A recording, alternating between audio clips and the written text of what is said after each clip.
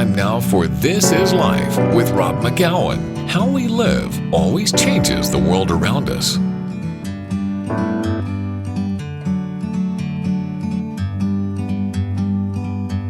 Like a bird. Hi, this is on Rob a with tree. Life Radio, and I'm here with, somebody on my bucket list, we'll say, Tony Bucket. How are you today? Mr. Tony Walsh. How'd you get the nickname Bucket anyway?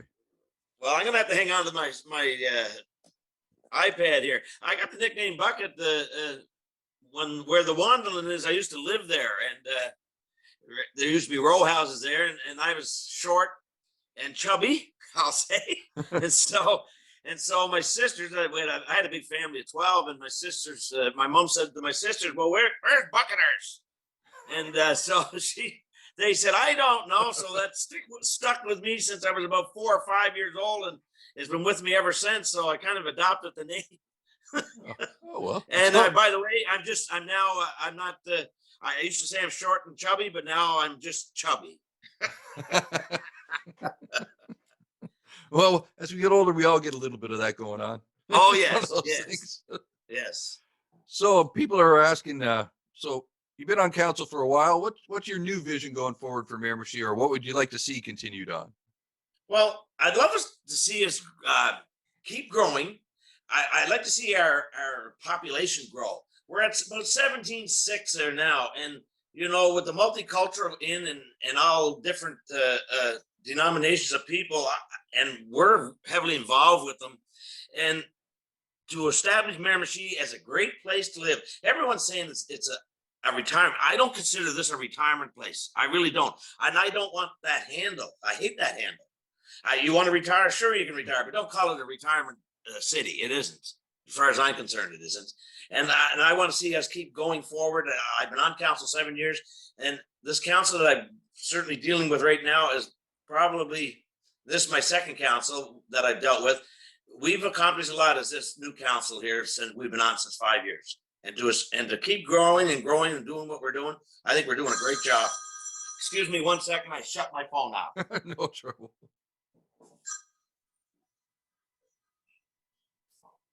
As soon as I find it, there it is. And off it goes. There you go. Sorry about that, Rob. No trouble. That's how busy I am. So how do you feel, what are we going to use to help our city grow and get economically better and get more jobs in and that kind of stuff? Well, the jobs is just not, I don't know. There's all kind. There are jobs is to get people off of the what I call the CERB and get the people back into the workforce. I know the COVID is hurting us right now, and I understand that. It's to me, it's a tough job to sell to try to get jobs here. Like we go after the governments, and they only give you so much leeway, and we're kind of a town that relies on government to build stuff, but we also have a lot of stuff to do with economic development, such as the building of the apartments, getting more people, get affordable housing. We're into that. We that was one of our mandates. And as for jobs, I know we got the payroll center. We have the plant over where the former Pepsi place used to be. There are a couple of ladies there from Florida that had the marijuana plant, and that's supposed to have over 200 jobs. There are people there working now. So those little jobs there, and to get some other, we have lots of land, the pulp mill properties there, Nelson and up at Curtis Corner, they're available, but it's to get people to come in and invest into that type of thing. Wow, that's a good idea. So, well, one thing about when we start growing as a community and we're getting jobs, I have a saying I keep in my office. Actually, it says, and I think about it every day when I come in. It says we need to stop pulling people out of the river. We need to go upstream and find out why they're falling in. And well, jobs is a big part of that, and housing, and we have a huge drug issue that seems to be taking into our city. As cities grow, these kind of things happen. So do you have a plan as far as how we help people that are falling into these problems and the policing issue that goes along with it? Yeah, we know we have a local problem, and not just here. It's all over Canada. No one's immune to this here. Not a soul. And with all we're involved with all the local agencies. The police have set up a bunch of individuals that they go at the hospital where they go check on people, and they have a group that comes out after 4 o'clock in the afternoon that they need be, and they go to people's houses, and their police go with them. They maintain.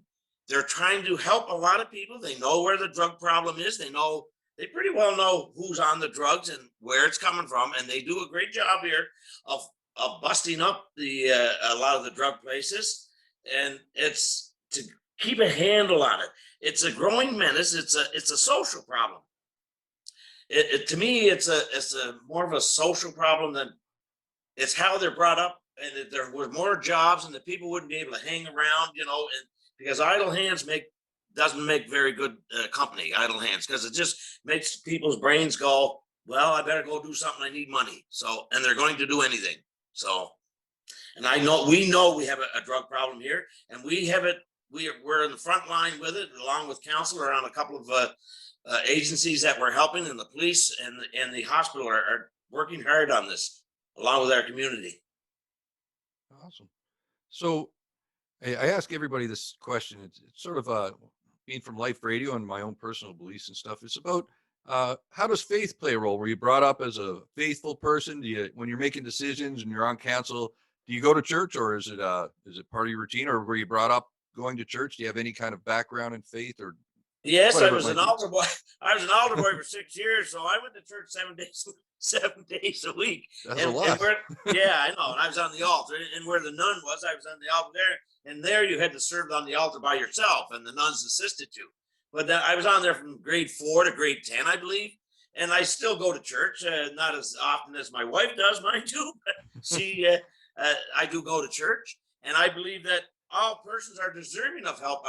There isn't anyone that's, whether they're laying down or the faith has no matter to me. I believe in God. Yes, I do. A lot of people don't. I do, because I believe a prayer doesn't hurt anyone. I've never seen it hurt a soul yet. It's true. People seem to turn their faith to God when they're in trouble. But God's there to listen to everyone. I really believe that. And I'd never turn anyone down, whether faith, creed, color, doesn't matter. I'm not race. I'm not anything to do with that. I believe in the people and helping everyone, because I've been a volunteer all my life, and I mean all my life. I come right up through the ranks, and I got the highest award you can as a JC senator, and that's in the world. And my number is 51028, and you're supposed to memorize that. And I believe in that. I really believe that volunteerism, which we do not have in our community, might curtail some of the drug problems and get the younger ones involved. That's interesting. Yeah, I like that idea. Yeah. We do need more volunteers, because they change the world for sure. Oh, there's no doubt in my mind. Right now, our service clubs, they're at an age where the guys are getting tired, and there's no one coming in behind them. It's just that type of situation. I believe volunteerism should be taught in the schools, the same as I believe that in the schools, the kids should be taught everything about money. They have no idea about money. They have no idea about bills. They know their parents pay the bills, but they have no idea. None. Yes. What's that saying? With great power comes great responsibility. So we have to That's right. Exactly. Responsibility. That's right.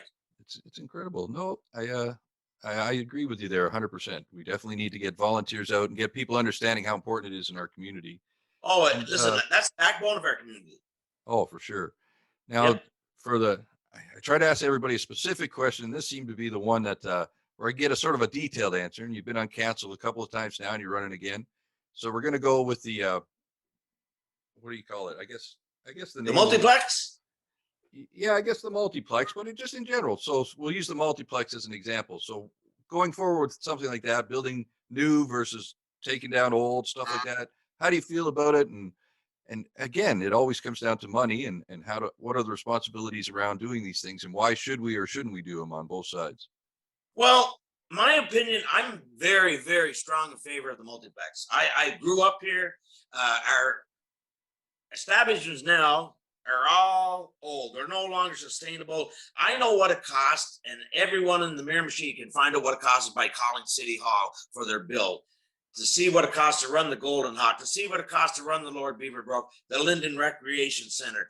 These are old buildings, and people, I know that they hate change, but we're in dire need of a complex, and we were given advice by the governments to maybe do it in phases. So we're taking that approach right now, that we're going to change this thing and not build it all at once. We're going to do it in phases, hopefully, and by starting to do a bit of infrastructure this summer down at the lot that we have.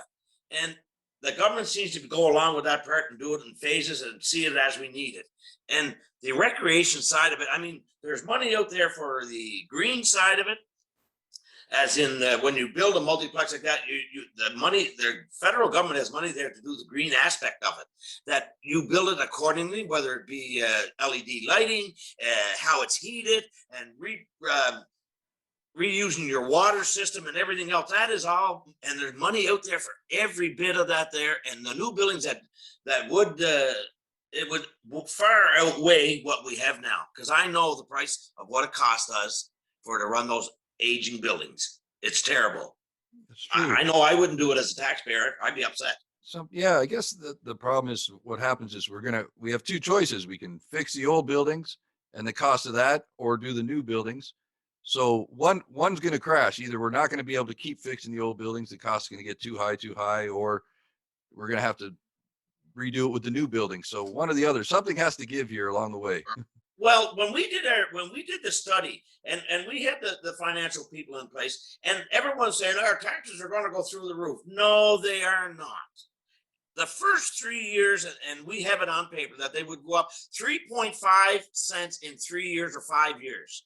Okay, so that's not a lot of money to get rid of something that's costing the city a fortune. They're saying, people are saying, well, why don't you fix up the old ones? Well, you're putting a Band-Aid over a Band-Aid over a Band-Aid, and you got to tear that scab off sometime. And there's just no money in it for us to refit that Golden Hawk, which has asbestos in it as it is, and you're not supposed to touch it or whatever, and all the other ones that are costing us a fortune. It's time that Miramichi went into the 21st century with something that, we're looking at a walking trail here for the kids to not only the kids, the parents, and a beautiful, nice arena, not a big arena, and also where you can have a convention size room that you can host up. It's time. Miramichi deserves a new multiplex. I really believe they do. I have a lot of people that say, no, they don't. Well, in our opinion, over 75% of the people in Miramichi, everyone says take it to a plebiscite. We fought this around the city for 3 to 4 years. And we had all over the city. We had them at the exhibition. We had them at the town hall. We had them everywhere. And we got people's opinions. And our opinion was that they wanted a new multiplex. I mean, I have no stake in it. I don't have any children. My grandchildren are away. My kids are away.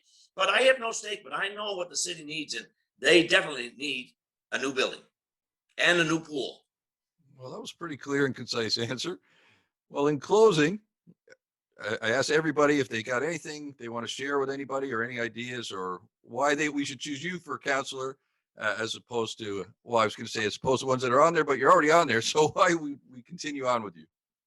Well, I'm retired. I have a lot of time on my hands. This is not just a Tuesday night meeting, council. Like, you can go 5, 6, 7 days a week if you like, but some choose not to. I choose to because it keeps me busy, keeps me active. I like being active. I'm kind of antsy when I'm not doing anything, and I have the time. And I know a lot of people in the Miramichi, and I worked over in Chatham. I married a girl from Chatham and the Douglastown thing. I'm a strong believer that this river might divide the city, but it doesn't divide the people. And that mindset that this Chatham and Newcastle has to go by the wayside. And I believe the younger kids are doing that. And with my time, and I'm very passionate about my city, I believe that it's time that everyone gets together and make this a complete city. And if I could do that, if they would vote for me on May the 10th, I will make sure that I stick by my guns, and I will answer everyone's question, and in due time, and I will get back to them if they call. Awesome. Well, I want to thank you, Tony, for taking some time out of your busy day to come and talk with us and let people know why you're running and what it's all about. I'm sure we'll be talking again between now and the election. But thank you for coming on today, and we'll have this on the radio tomorrow. We'll be playing up, so you'll be able to take a listen as you're driving along. Okay, and what time is that supposed to be on? So we can 1 let everyone- o'clock. Yep. My show always plays at 1 1 o'clock each day. Yeah. And then I'll post it I'd like to online thank- after the radio show as well. So people will be Yeah. able to see this interview anytime they want. Okay, Rob, I'd like to thank you and Life Radio for doing this interview and help me along. Thank you. Well, you have a great, I wish you the best of luck. That's all I can say, Tony. I hope everything All goes right. great for you. May the 10th, vote Bucket Walsh. All Thank you. right, buddy. You have a great day, buddy. Okay.